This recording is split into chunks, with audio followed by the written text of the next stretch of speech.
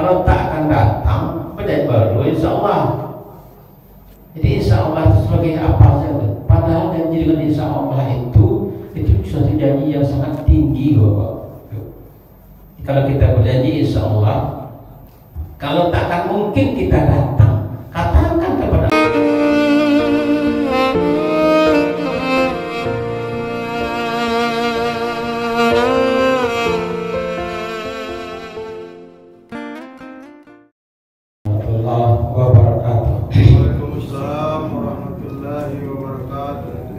Alhamdulillahilladzi ahyana ba'dama amatana wa ilaihi nusyur.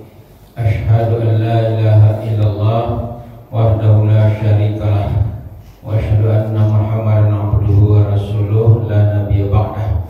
Allahumma shalli ala Muhammad wa ala ali Muhammad. Bapak-bapak dan ibu-ibu jemaah subuh yang dirahmati Allah, kembali kita bersyukur kepada Allah Subhanahu wa taala. Alhamdulillah, pagi ini di hari Jumat kita telah dapat melaksanakan salat subuh berjamaah dan kita lanjutkan dengan kajian kita. Mudah-mudahan apa yang akan kita sampaikan bermanfaat untuk kita bersama. Kemudian berselawat kita kepada Nabi kita, Nabi Muhammad sallallahu alaihi wasallam. Allahumma sholli ala Muhammad wa ala ali Muhammad. Masih berkaitan dengan kajian kita Jumat yang lalu, yaitu surat Al-Maidah ayat 1.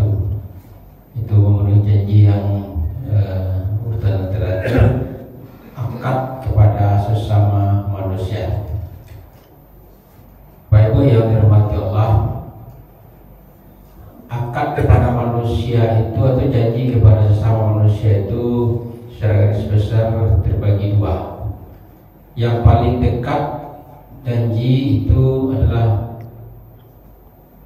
kepada kedua orang tua. Kata Nabi, Nabi sallallahu alaihi wasallam, man sarrahu ay yu'adda lahu fi umrihi wa yuzada lahu fi rizqihi fal yabarru walidayhi wal yasillu rahimah. Kata Nabi, siapa di antara kamu yang ingin dipanjangkan umurnya, ditambah rezekinya, maka hendaklah dia berbuat baik kepada kedua orang tuanya. Jadi janji yang pertama kita itu sama manusia adalah kepada kedua orang tua.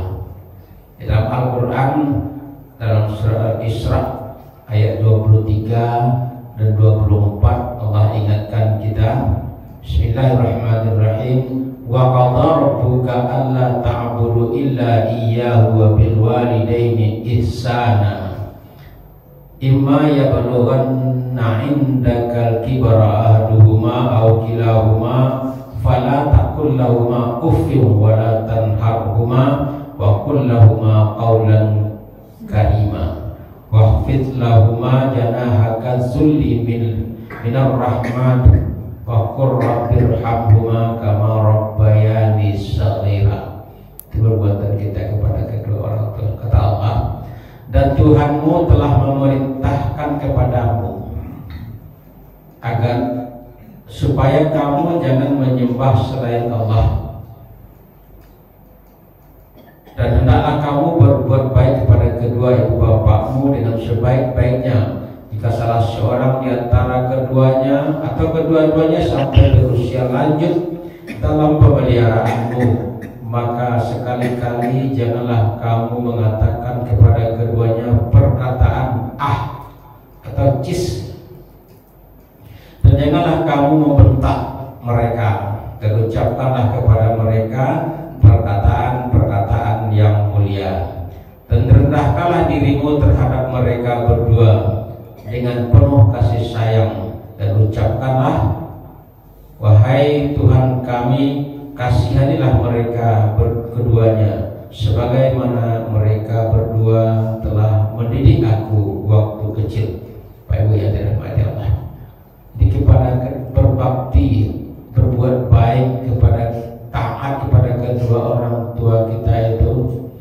itu merupakan salah satu ketaatan yang tak boleh ditinggalkan.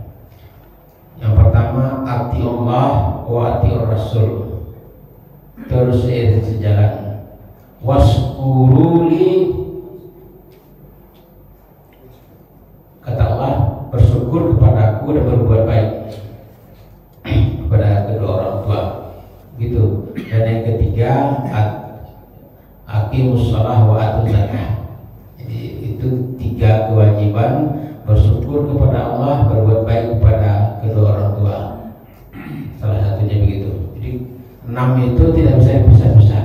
Sama dengan sholat, zakat. Sholat saja tak boleh, zakat saja juga tak bisa. Taat kepada Allah saja tak diterima, taat kepada Rasul saja tertolak. Ini harus kedua-duanya. Pada orang tua juga begitu.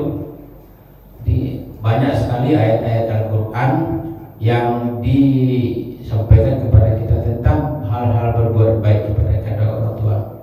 Maka di dalam setiap doa itu jangan pernah lupa doa Rabbi firli dzunubi wali walidayya warhamhuma kama rabbayani shaghira. Itu doa kita yang utama. Dimanapun kita berdoa, kapanpun kita berdoa, maka doa untuk minta ampun kita dan minta akan ampun kedua orang tua jangan pernah lupa. Karena itu merupakan janji akad kita kepada sesama manusia yang utama. Bagaimana caranya kita memenuhi janji atau kepada keduanya? Yang pertama, kata diuraikan begitu, mendoakan seperti tadi. Kita doakan kapan? Setiap saat. Berapa kali? Sekali semalam kita mendoakan beliau. Banyak-banyak. Karena saya baca sebuah artikel itu, seorang syekh di Mesir sana bercerita dengan mahasiswanya. Saya bertanya, apakah kamu sudah berbakti kepada kedua orang tua? Sudah. Berapa kali kamu mendoakan? Sehari semalam 5 kali. Maka kata satu, kamu sesungguhnya termasuk anak yang durhaka. Kok gitu ya? 5 kali mendoakan sehari semalam termasuk anak yang durhaka, kata saya. Kenapa itu?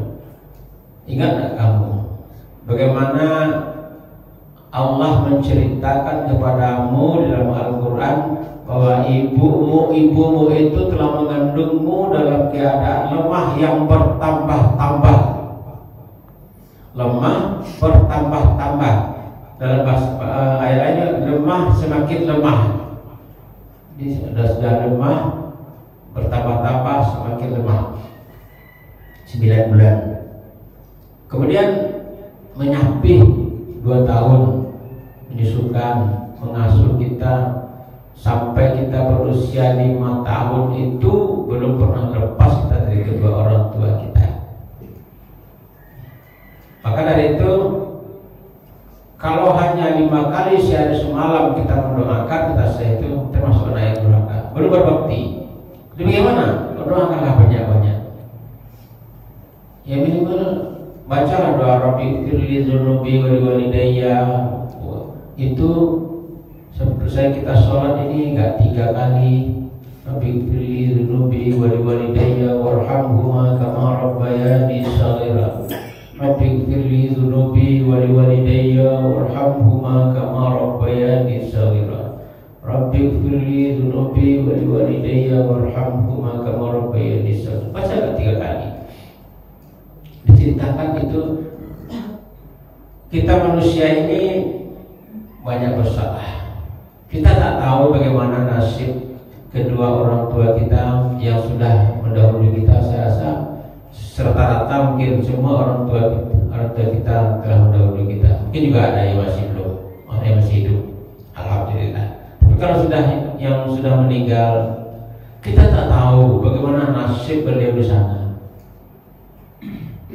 Apakah mendapat rahmat dari Allah atau sebaliknya? Nah, doa dari kita itu begitu kita mengucapkan doa kepada Allah, kalau sedang diazab oleh Allah, maka di saat itu azab berhenti azab. Di saat kita mendoakan beliau, Rabbighfirli dzunubi wa liwalidayya warhamhuma kama rabbayani shaghira, berhenti malaikat berdoa. Begitu dahsyatnya doa seorang anak kepada kedua orang tua. Kita doakan terus. Manapun kita berdoa, yang pertama didoakan. Doakan itu memohon ampunan, berdoanya untuk memohon ampun dan mengasihinya dan sebagainya. Itu doa yang diajarkan kepada kita itu luar biasa doanya. Terusnya apa lagi? Setelah kita mendoakan dan memohonkan ampun untuk keduanya, kita tunaikan janjinya, janji keduanya. Allah. Mungkin ada orang tua kita yang berpesan kepada kita, yang berjanji kepada kita apapun. Nah, yang pertama itu kalau ada tentang sangkut paut beliau dengan orang lain, boleh kita itu setiap ada kita melepas jenazah begitu, apakah dia kalau orang sudah dewasa, kalau anak kecil tak pernah itu, pasti dikatakan oleh yang menyampaikan sesuatu itu, kalau beliau salah berutang, salah tinggal, itu kewajiban si anak untuk menyelesaikannya. Jangan hanya sekadar basa-basi seperti itu, sekedar pemanis mulut di saat orang saat melepas jenazah itu. Betul-betul dilaksanakan, ditunaikan. Saya melaksanakan seperti itu waktu ayah bapak saya meninggal di kampung. Setelah beberapa hari saya kembali ke kampung. Saya tahu bahwa bapak saya itu orang yang tidak punya. Sering beliau berutang di lapau. Kadang-kadang pagi berutang lapau, bego besok bayi, kalau ada panen, ada bos segala macam, atau betalu ayam, dijual bayar dan itu. Saya cari warung-warung, kadang pulang dari masjid untuk beli gula, beli kopi, dan beli teh. Kurang nomor itu. Saya cari warung-warung itu, saya singgah di warung-warung itu. Apa kata orang? Sudah selesai. Kapan diselesaikan? Saya tanya begitu. Jadi namanya orang-orang bilang seperti itu. Kalaupun ada, lah kami maafkan. Itu beda. Itu kita sudah menyelesaikan itu namanya. Walaupun tak kita bayar secara tunai begitu. Termasuk malah ke warung. Ada yang menggunakannya berwarung, berlepau. Saya tanya juga ke sana. Saya tahu, saya tanya sebagai saya, kewajiban saya sebagai seorang anak untuk menyelesaikan itu. Marah deh saya gunakannya. Tapi tak apa-apa dia marah saya. Kewajiban saya selesaikan. Begitu nanti kita. Jadi kalau ada orang tua kita meninggal, tanyalah di kampung, saudara teman-temannya, orang-orang yang pernah berhubungan dengan beliau, ditanyakan ada yang masih bersangkut paut dengan beliau. Karena kalau masalah kewajiban janji beliau itu atau utang-utang itu tak bisa diselesaikan di akhirat nanti. Habis kita untuk menyelesaikannya tak pernah selesai. Jadi kalau ada kita pernah berutang dalam kehidupan kita, segera selesaikan. Segera selesaikan. Maka salah satu doa yang Rasulullah senantiasa memohonkan kepada Allah, ya Allah, jangan engkau sisakan utang pada diriku kecuali engkau lunaskan semuanya. Kita minta Allah melunaskan. Itu bagaimana caranya Allah melunaskan utang-utang kita itu diberikan kepada kita. Allahumma la tada'lana zamban ila ghafarta wa hamman ila farajta wa la dainan ila qadaita. Jangan kau tinggalkan hutang. Kita juga begitu. Kalau dulu kita pernah berinteraksi dengan saudara-saudara kita, dengan teman-teman kita di kampung, sama bekerja dan lain sebagainya, maka prinsip periksalah kembali diri kita. Ya, periksa. Kadang-kadang oleh anak-anak kita tak teringat. Itu kewajiban kita. Dia menunaikan janjinya. Yang keempat, bakti kita kepada kedua orang tua kita itu janji kita menyambung silaturahim yang tidak dapat tersambung kecuali dengan perintah keduanya. Maksudnya gini, orang tua kita itu punya saudara, punya famili, punya keluarga besar, punya saudara, sahabat-sahabat. Sambung kembali, disambungkan kembali dengan orang-orang itu. Kita di Minangkabau ini punya kerabat, banyak kerabat kita. Ada nama tali ame, ada nama tali darah, ada nama tali adik, begitu. Nah, itu disambungkan kembali. Ada nak pisang, ada dua bako, gitu. Nah, kalau dua bako itu kan keluarga bapak kita. Saya sekarang sejalin kembali, saya hubungkan kembali dengan anak-anaknya. Dua bako itu. Kalau yang istilahnya yang ande-ande itu dah meninggal semua, nah, dengan anak-anaknya disambungkan silaturahim. Karena itu hubungan kekeluargaan. Demikian juga dengan yang keluarga besar ibu. Nah, itu kan dosa anak sesuku nama. Kalau kita di Minangkabau ini, kalau di secara umum sepupu. Nah, jadi mungkin dulu pernah orang tua kita itu namanya orang Dusana, ya dosen tidak elok, dosen tidak elok, baca bapak taka mulut apa segala macam sampai berkelepasan ngomong. Saya dengar itu di orang-orang tua kita dengar. Nah, tapi kita sebagai anak tak boleh ikut-ikutan. Nah, kita sambungkan kembali silaturahim itu. Kita hubungkan kembali, kita saling memaaf kembali. Tak ada orang tuanya, anak-anaknya, dan begitu terusnya. Dalam rangka menyambungkan silaturahim. Tak ada silaturahim yang tak bisa tak ada usul yang tak selesai. Jika kita di kecil orang Minang kan, dalam menyelesaikan suatu persoalan itu tak ada usul yang tak selesai atau kalau tak jadi. Kusik bulu ayam, paruh menyelesaikan. Kusik banang dicari ujung pangkal. Jadi kalau ada kusut di tengah-tengah keluarga, cari ujungnya pangkalnya, apa persoalannya. Tidaknya misalnya kusut tertempuh, ada api rasanya. Tapi belum seperti itu. Kusut kalau kita berkeluarga, bersepupu, andai tolan, hidup aku anak pisang, ipal, bisan itu paling-paling kusik-kusik bulu ayam. Kalau kusik bulu ayam itu paruh hasilnya, ya, selesai. Mengkilat balik bulu itu. Senang kita melihat ayam kalau sudah bulunya itu sudah mengkilat. Nah, itu namanya dalam rangka menjadi silaturahim. Itu makanya dalam orang Minang itu alam takambang menjadi guru. Dalam rangka menjadi silaturahim, menyelesaikan persoalan itu, maka kusik-kusik bulu ayam. Kok rangkah tanah, rangkah batu.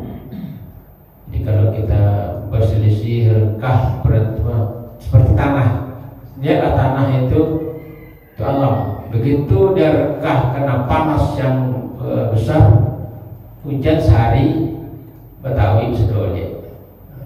Ya. Yang terakhir, memuliakan teman-temannya, bapak dan ibu. Orang tua kita punya teman, saudara, maka teman-temannya itu kita pergauli, kita muliakan. Walaupun tak tahu lagi kita sekarang, tapi kita dulu pasti tahu bahwa bapak itu dulu sering ke rumah, bapak sering ke sana, itu teman beliau, walaupun tak keluarga. Kalau tak ada lagi, kita yang menyambungkan silaturahim dengan anak-anaknya mungkin, dan mereka menghormati teman-temannya. Itu yang kepada kedua orang tua. Kemudian yang terakhir, janji kepada seluruh manusia. Pemenuhan akad dan janji kepada seluruh manusia didasarkan kepada kisah Musa. Di Musa itu ada di dalam Al-Quran diceritakan dalam surat Al-Qasas ayat 27 dan 28 itu cerita.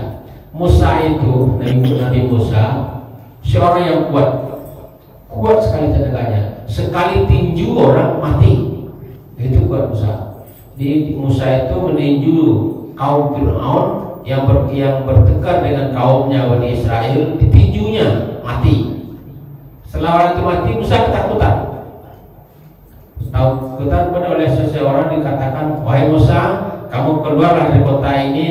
Orang pembesar kota sedang membicarakan ingin menangkapmu. Maka keluarlah Musa dari kota Memphis. Dalam Al-Quran ceritakan begitu. Dia berjalan sedemikian jauh, maka sampailah dia ke negeri Madian. Negeri Madian itu negerinya Nabi Shu'aib. Sebelum masuk ke negeri Madian itu, Musa menemui sekelompok orang dengan kambing-kambingnya. Orang yang orang gembala kambing, nah sama dengan kita. Gembala kambing, orang di sana itu paling sedikit kambingnya 100 dan lebih.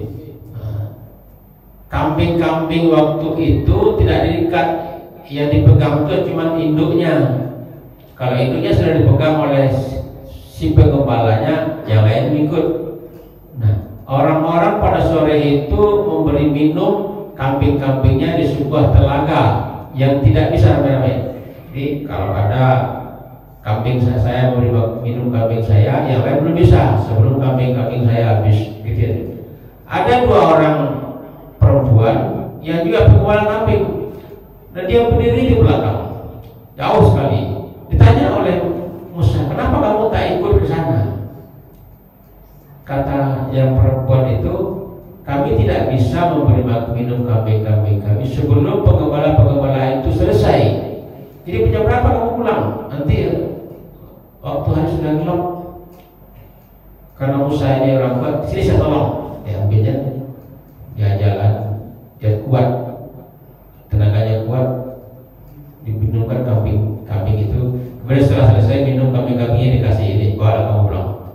Cepat kamu pulang anak itu berdua. Ditanya oleh Shu'aib, kenapa kalian cepat pulang? Apa tak dikasih minum kambingnya? Ada ya? Tadi ada orang yang menolong, orang asing gitu, belum pernah kami lihat di sana. Kemudian kata ayahnya, pergilah, panggil dia lagi, boleh kita berikan dia imbalan. Dipanggil lagi,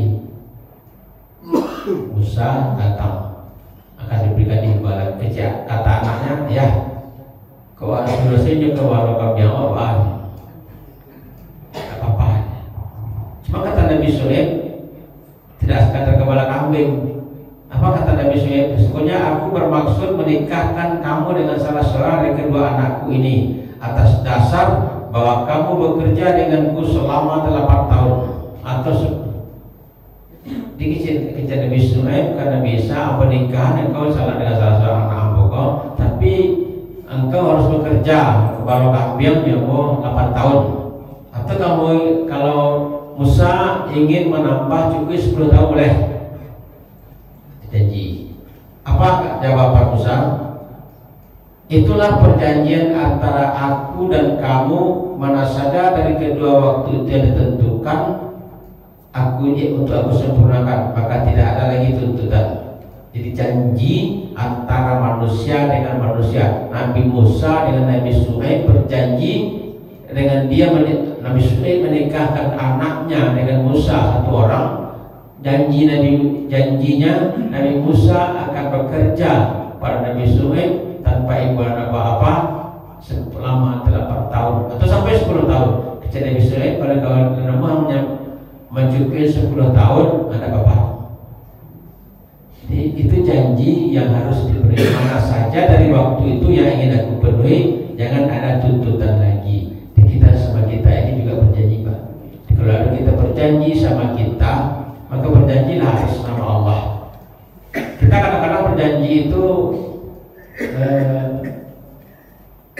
kadim saja. Pak, bisa kita bisa datang ke rumah gue, itu tak boleh janji seperti itu. Apa yo kok janji yo jadi. Tahu nih. Jadi kalau kita berjanji itu, berjanjilah atas nama Allah. Insya Allah. Kalau Allah mengizinkan. Cuma kadang-kadang kita berjanji insya Allah, tak percaya orang. Tak pernah percaya orang. Aku dah kalau di kampung kata, kau dah insya Allah, aku dah sebentar mas. Kenapa? Kita kalau tak akan datang, percaya baru insya Allah. Jadi insya Allah itu sebagai apa saja. Padahal janji dengan insya Allah itu suatu janji yang sangat tinggi, Bapak. Kalau kita berjanji insya Allah, kalau tak akan mungkin kita datang, katakan kepada orang itu, kalau itu mungkin you tak bisa datang. Betul, lah ada rencana. Tapi tetap insya Allah. Tapi kalau Allah menghendaki tetap datang. Tak akan kita temui. Jangan. Jadi kalau kita berjanji, insya Allah. Kalau untuk yang lalu, alhamdulillah. Ketika kita sampaikan seperti itu. Di Bapak dan Ibu, itulah beberapa janji kita. Aufu bil uqud itu yang harus kita penuhi. Orang-orang yang beriman, ya ayyuhallazina amanu aufu bil uqud. Wahai orang-orang yang beriman, penuhilah janji-janjimu. Nah, janji pertama tentang keimanan kita. Kita telah berjanji kepada Allah, alastu birabbikum. Qalu bala syahidna. Janji kita. Begitu kita lahir, diingatkan janji itu kepada kita. Asyhadu an la ilaha illallah anna Muhammadar Rasulullah. Janji akan nikah, janji kepada manusia, janji kita dalam berjumlah, dan terakhir janji kita bersama manusia, terutama janji kepada kedua orang tua kita. Bapak dan Ibu, jadilah kita menjadi orang-orang yang senantiasa memenuhi janji-janjinya. Orang yang memenuhi janjinya itu adalah orang-orang yang beriman, yang akan mendapat perlindungan dari Allah Subhanahu wa taala. Demikian saja pada pagi hari ini, mudah-mudahan ada manfaatnya untuk kita bersama. Subhanallah.